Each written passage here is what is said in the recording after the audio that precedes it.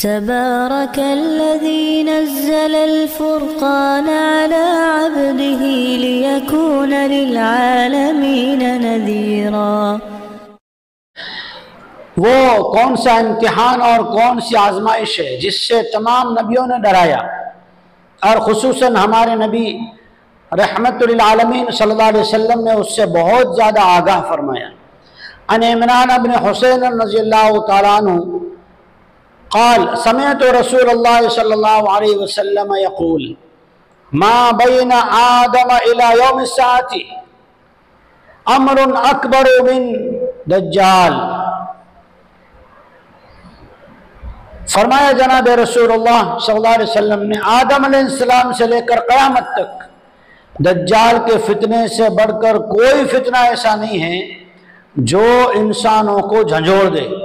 यानी बहुत बड़ा फितना है, बहुत बड़ी चीज़ है। इससे बचाव क्या है? इससे बचने का रास्ता जुमा के दिन सूरह कहफ की तिलावत है। जो जुमा के दिन सूरह कहफ की तिलावत करेगा अल्लाह उसको दज्जाल के फितने से महफूज रखेगा।